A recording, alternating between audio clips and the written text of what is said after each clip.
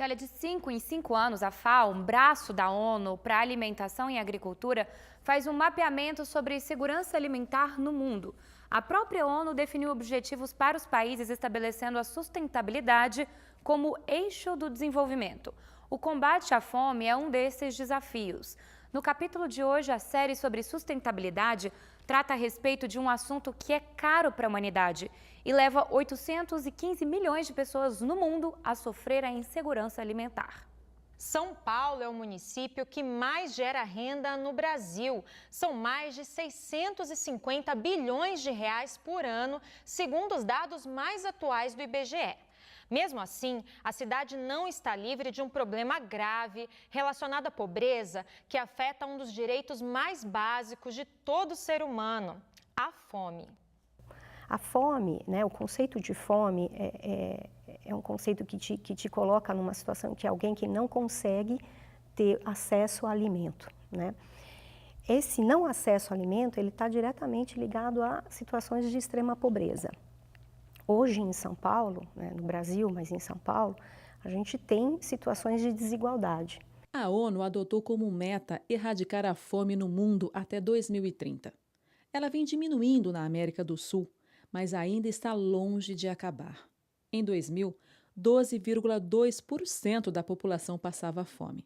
Em 2015, baixou para 5%, uma queda considerável, mas em 2016 passou para 5,6%, um aumento que numericamente é ligeiro, mas não para quem não tem o que comer.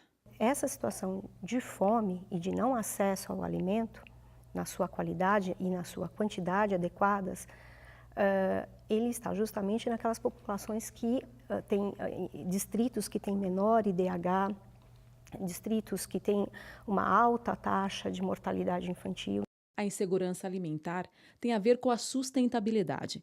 Fenômenos como o El Niño chegam à mesa porque aumentam as enchentes e tornam as secas mais severas.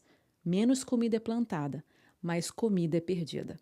No estado de São Paulo, o número de crianças com magreza absoluta e menos de 2 anos de idade se mantém estável.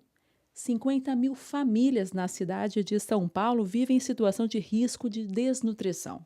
Agora tem uma questão também de acesso, né? São Paulo vive uma desigualdade na distribuição de alimentos, principalmente aqueles de alto valor nutricional, né?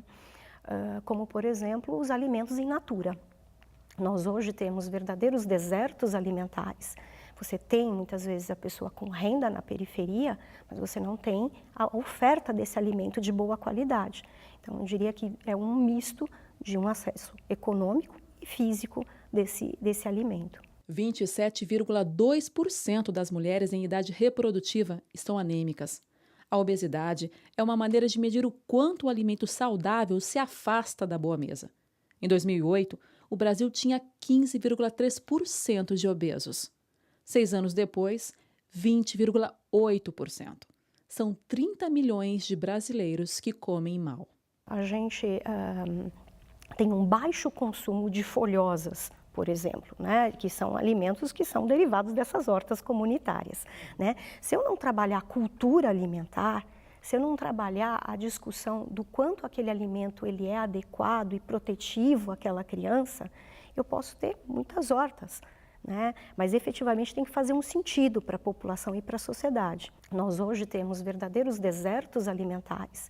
Você tem, muitas vezes, a pessoa com renda na periferia, mas você não tem a oferta desse alimento de boa qualidade. Então, eu diria que é um misto de um acesso econômico e físico desse alimento.